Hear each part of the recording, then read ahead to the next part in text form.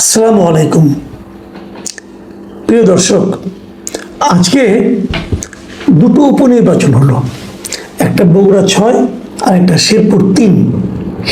বগুড়া 6 আসলে আমাদের যে সাধারণ নির্বাচনটা হয়ে গিয়েছিল, সেই নির্বাচনে জনাব তারেক রহমান সাহেব প্রার্থী ছিলেন, উনি জিতেছিলেন এবং উনি একাধিক আসনে জিতেছিলেন বলে উনি ঢাকার আসনটা রেখে বগুড়ার আসনটা ছেড়ে দিয়েছিলেন। কাজেই সেখানে একটা উপনির্বাচন হয়েছে। আরেকটা নির্বাচন হয়েছে শেরপুর 3 আসনে। শেরপুর 3 আসনে নির্বাচনের আগে ওখানকার যে জামায়াতে ইসলামী যিনি প্রার্থী ছিলেন, তিনি হঠাৎ করে মারা গিয়েছিলেন এবং ওনার মৃত্যুর কারণে ওই আসনটা নির্বাচন স্থগিত হয়ে যায় এবং সেই নির্বাচনটাও আজকে হলো। এই দুটো নির্বাচন আজকে হয়েছে। বিএনপি সরকারের অধীনে, মানে এই নতুন তারেক রহমানের যে বিএনপি সরকার, সেই সরকারের অধীনে এটা হলো প্রথম নির্বাচন। কেমন হলো এই নির্বাচনটা? এই নির্বাচনটা কি অভিযোগবিহীনভাবে হতে পেরেছে? এটা নিয়ে কিন্তু বিস্তর প্রশ্ন এর মধ্যে উঠেছে। বগুড়া 6 নিয়ে তেমন কোনো অভিযোগ, খুব জোরালো কোনো অভিযোগ এসেছে বলে আমি দেখিনি এখন পর্যন্ত। টুকটাক অভিযোগ ছিল, কিন্তু শেরপুর 3 আসনে প্রার্থী নিজেই, আমি দেখলাম একটা ভিডিওতে দেখলাম, উনি একটা প্রেস কনফারেন্স করেছেন এবং সেই প্রেস কনফারেন্সে উনি বেশ কয়েকটা অভিযোগ একদম খুঁটিনাটি সহ, কোন জায়গায় তারা দেখেছে যে মুড়ির উল্টা পিঠে, মানে ভোটার যে ব্যালট পেপার যেটা আছে তার অপর পাতায় কিন্তু আপনার সহকারী প্রিজাইডিং অফিসের সিল লাগে, সিগনেচার লাগে। প্রতিবার যখন নিবে তখন একটা করে দিয়ে দেওয়ার কথা আর কি, কিন্তু আগেই সবগুলি সিল স্বাক্ষর দিয়ে রাখা। এটা অনেকে হয়তো বলতে পারবেন, হয়তো বলবেন, দাবি করবেন যে তাদের নাকি তাড়াতাড়ি কাজটা হয় সেই জন্য করা হয়েছে, কিন্তু এই দাবিটা আসলে ধোপে টেকে না। টেকে না এই কারণে, নিয়মটাই হলো যখন একজন ভোটার আসবে তখনই তার সামনেই সেটার মধ্যে সিল এবং সিগনেচার সহ ওনার হাতে দেওয়া হবে। এটা যে একটা বৈধ ভোট হতে যাচ্ছে এটা প্রমাণের জন্য আগে আপনি করে রাখতে পারেন না। আর তাছাড়া দুইটা নির্বাচনের কেন্দ্রেরই, মানে দুইটা আসনেরই কোনো কেন্দ্রে এই নির্বাচনে এমন কোনো ভিড় ছিল না যে আগে ভাগে সিগনেচার না করে রাখলে ভোট দেওয়া যেত না। কাজে এটা একটা অন্যায় হয়েছে। এবং শেরপুর 3 আসনে যিনি প্রার্থী, উনি বলেছেন যে উনি এই ব্যাপারে অন্যায়টা দেখালে তারা ভুল স্বীকার করেছেন এবং প্রিজাইডিং অফিসারের কাছে কমপ্লেন করা হলে উনিও ভুল স্বীকার করেছেন। এবং এ ধরনের ঘটনা শেরপুরের কয়েকটা কেন্দ্রে কিন্তু ঘটেছে। কোনো কেন্দ্র থেকে জামাতের যিনি পোলিং এজেন্ট আছে তাকে বের করে দেওয়া হয়েছে, মারধরও করা হয়েছে কয়েকটা জায়গায়। এই সবগুলি উনি খুঁটিনাটি একটার পর একটা উনি প্রকাশ করেছেন, জামাতের যে প্রার্থী। এবং প্রকাশ করার পর তারপর উনি বলেছেন যে আমরা এই নির্বাচন বর্জন করলাম। ভেবে দেখুন, দুটো নির্বাচন মাত্র, মানে দুটো আসনের নির্বাচন, তার মধ্যে একটাতেই বর্জন, মানে প্রতিদ্বন্দ্বী প্রার্থী নির্বাচন বর্জন করেছেন, মানে 50% আসনেই বর্জন হলো আর কি। কাজটা কি ভালো হয়েছে? মানে ভালো বলতে আমি প্রশ্ন করেছি, বর্জনটা ভালো হয়েছে কিনা সে আলোচনা না। আলোচনা হলো বর্জনের মতো ঘটনাটা ঘটলো কেন, সেই আলোচনা। কি এমন ঘটলো? একটা নির্বাচন করবেন ঠিকঠাক মতো, তাও কেন পারবেন না? নির্বাচন কমিশন বলেছে আন্তর্জাতিক নির্বাচন তারা করতে চান, করবেন। এবং তাদের ভাষাটা কি, আমার তো নির্বাচন কমিশনের ভাষাও পছন্দ হয়নি।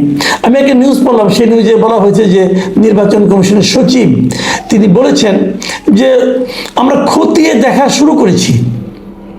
I already asked for the report from my respected officer, that's all. মানে উনি ওখানে খবর নেওয়া শুরু করেছেন। দেখুন, দুটো মাত্র নির্বাচন, তো আপনি কি সবগুলি কেন্দ্রে আপনারা কি সিসিটিভি বসিয়েছিলেন? বসাতে পারতেন, বসিয়েছেন কিনা আমি জানি না। যদি বসিয়ে থাকেন আপনার তো দেখার কথা। আপনি রিপোর্টের জন্য ওয়েট করার দরকার, ঢাকা বসে আপনি বুঝতে পারেন কি হয়েছে, যে অভিযোগগুলো এসেছে অভিযোগগুলো কেন আসলো। তো এই যে বিষয়গুলো আমি কি বলবো, এই যে ভাষায় তারা কথা বলতেছেন, এই সচিব আরো বলেছেন এটা তাদের রাজনৈতিক ব্যাপার, এটা নিয়ে কোনো মন্তব্য নেই, মানে তাদের ব্যাপার এটা। রাজনৈতিক ব্যাপার, মানে পুরো জিনিসটা উনি এমনভাবে হ্যান্ডেল করছেন যে পদ্ধতিটাকে দেখে না আমার মাঝে মাঝে মনে হয় যে আওয়ামী লীগ আমলে যে ইলেকশন কমিশন ছিল তারা যে ভাষায় কথা বলতো, যেরকম নিষ্প্রিয় একটা আচরণ দেখাতো কোনো অ্যাকশন নেওয়ার ক্ষেত্রে, এদের মধ্যে সেই একই ধরনের আচরণ যেন ভর করেছে। মানে এই নির্বাচন কমিশনের যোগ্যতা নিয়ে, মেরুদণ্ড নিয়ে, সিনসিয়ারিটি নিয়ে আমি কিন্তু আগেও বহুবার প্রশ্ন তুলেছি। আমার কাছে কখনই মনে হয়নি এরা খুব একটা মানে স্মার্ট করে ইলেকশন কমিশন এটা হয়েছে, এটা আমার কাছে একবারের জন্য মনে হয়নি। আমি বহুবার জাতীয় নির্বাচনেও তারা ভোটার তালিকা মানে ভোটারের মানে কত পার্সেন্ট ভোট কাস্ট হয়েছে এটা তারা প্রকাশ করতে কিন্তু পুরো প্রায় 24 ঘন্টা লাগিয়ে দিয়েছিল। ওটা নিয়ে আমি প্রশ্ন করেছিলাম। এবার কিন্তু আর সমস্যা হয় নাই। এবার কিন্তু রেজাল্টের আগে ভোট কাস্টিংয়ের মানে কত ভোট কাস্ট হয়েছে এবার জানাতে পেরেছে। এবং আমি তো বললাম আমি যত নির্বাচন দেখেছি কখনোই এমন হয়নি যেটা নাকি গত জাতীয় মানে ফেব্রুয়ারির নির্বাচন হয়েছিল। কারণটা কি ছিল আমি সেই কারণটাও আমার সন্দেহটা আমি বলেছিলাম। সেই সন্দেহটা ছিল বেসিক্যালি ওই আপনার গণভোটে বেশি ভোট দেখাতে হবে এটার কারণে, এটা আমার ধারণা ছিল। ওই ধারণার বিপরীতে এখনো কোনো তথ্য প্রমাণ পাইনি এবং কেউ দাবিও করেনি কি কারণে কি হয়েছিল। কোনো ব্যাখ্যাও কিন্তু ইলেকশন কমিশনের কাছ থেকে আমরা পাইনি যে কেন কত ভোট কাস্ট হয়েছে তার কথা বলতে, সেই ফিগারটা বলতে তাদেরকে একদিন অপেক্ষা করতে হলো। যাও, এবার অবশ্য তারা সেই কাজটা করেনি, এবার শুরুতেই বলে দিয়েছে। কিন্তু প্রশ্নটা আমার অন্য জায়গায়, সেটা হলো একটা নির্বাচন আপনারা কিন্তু ঠিকঠাক মতো করতে পারলেন না এবং সেখানে অভিযোগ আসলো। জামায়াতের আমির নিজেও অভিযোগ করেছেন। জামায়াতের আমির তার ফেসবুক পেজে বলেছেন যে দলীয় সরকারের অধীনে বগুড়া 6 উপনির্বাচন ও শেরপুর 3 আসনে সাধারণ নির্বাচন অনুষ্ঠিত হয়েছে। দলীয় সরকারের অধীনে নির্বাচন কি হতে পারে তার বিভৎস রূপ ইতিমধ্যে জাতির সামনে চলে এসেছে। ভেবে দেখুন, উনি জামাতের আমির কেবল না, উনি কিন্তু সংসদের বিরোধী দলীয় নেতা।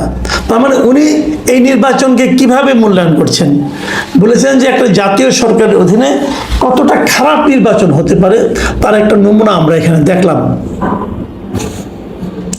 সরকার যেন সম্মানজনক হলো, আমরা কিন্তু মনে করতে পারবো। আরো আগের কথা বলি, একটু পিছনে যাই। সেটা হলো যে 91 সালে যে নির্বাচনটা হলো সেই নির্বাচনে কিন্তু বিএনপি জিতেছিল এবং সেই নির্বাচনটা অবাধ সুষ্ঠু নির্বাচন ছিল। ওই সময় সিইসি ছিলেন বিচারপতি আব্দুর রউফ, নিশ্চয়ই আপনাদের মনে আছে, এবং উনি খুব ভালো নির্বাচন করেছিলেন। কিন্তু এই বিচারপতি আব্দুর রউফ যখন নাকি মাগুরায় একটা উপনির্বাচন হলো সেই নির্বাচনটা কিন্তু ভালো করতে পারেননি, বরং সেখান থেকে পালিয়ে চলে এসেছিলেন। সেটাও কিন্তু বিএনপি সরকারের আমলে হয়েছিল। তখন বলা হয়েছিল এবং তারপরে আরো অনেক বছর পরে বিভিন্ন সময় মাগুরা নির্বাচনটা কিন্তু উদাহরণ হিসেবে আনা হয়েছে এবং এখান থেকে যে সিদ্ধান্তে পৌঁছা গেছে সেটা হলো যে দলীয় সরকারের অধীনে কখনো একটা ভালো নির্বাচন হয় না আমাদের দেশে। সেই নির্বাচন কমিশন যত স্ট্রং হোক কিংবা স্ট্রং না হোক সেটা কোনো ম্যাটার করে না। ম্যাটার করে ওই সময় নির্বাচনের সময় সরকারটা কে আছে। সরকার যদি কোনো রাজনৈতিক দলীয় সরকার হয় তাহলে সেই সরকারের অধীনে নির্বাচন ভালো হয় না। সেই যে উদাহরণটা বিএনপি তৈরি করেছিল, বিএনপি এইবারের নির্বাচনটা হয়তো মাগুরার মতো নয়, কিন্তু এই নির্বাচনটার মধ্যে যদি কিছুমাত্র কলঙ্ক থাকে, কিছুমাত্র অভিযোগ থাকে, সেটা কি বিএনপির জন্য বাড়তি কোনো সম্মান বয়ে আনবে? আনবে না। বিএনপি ব্যাপারে সতর্ক ছিল না, কোনো সন্দেহ নাই। বিএনপি যদি তার দলের লোকজনকে, শেরপুরে যারা নাকি দলের নেতাকর্মী আছেন তাদেরকে ওনারা যদি সতর্ক করে দিতেন আগে ভাগে যে আমরা কোনো ধরনের অভিযোগ শুনতে চাই না, জনগণ যে ভোটটা দেবে সেটাই হবে, তাহলে কিন্তু এই দৃশ্যগুলো আমাদের দেখতে হতো না। জামাতের প্রার্থীকে আমি দেখেছি, উনি একদম বিএনপির কোন লোক কি করেছে নাম ধরে ধরে উনি উল্লেখ করেছেন। এগুলো কি বিএনপির নজরে এসেছে? বিএনপি কি তাদের বিরুদ্ধে কোনো অ্যাকশন নেবে? একটা সামান্য ভোটেও যদি গন্ডগোল ধরা পড়ে ইলেকশন কমিশনের কি উচিত নয় সেই নির্বাচনটা বাতিল করে দেওয়া? মনে রাখবেন, একটা কথা বলে শেষ করি যে আমাদের দেশের সবচেয়ে আওয়ামী লীগ সরকারের বিরুদ্ধে অনেকগুলি অভিযোগ ছিল, কিন্তু আমার বিবেচনার সবচেয়ে বড় অভিযোগটা ছিল আওয়ামী লীগ সরকার নির্বাচন ব্যবস্থাটাকে নষ্ট করে দিয়েছিলেন। এবং সেই ঘটনার পুনরাবৃত্তি আবার হোক অবশ্যই আমরা চাই না, কিন্তু সেই ঘটনার সূচনা হয়ে গেছে অথবা হচ্ছে এমন কথাও যদি কেউ বলেন, যেমনটি জামাতের আমির বললেন, সেটাও আমাদের শুনতে ভালো লাগে না। আমি আশা করি এই বিষয়গুলির দিকে বিএনপির যারা হাইকমান্ড আছেন তারা নজর দিবেন, কিংবা কে জানে হয়তো তাদের প্ররোচনাতে এটা হয়েছে, বলতে পারবো না। প্রিয় দর্শক, এখন এই পর্যন্তই। আল্লাহ হাফেজ।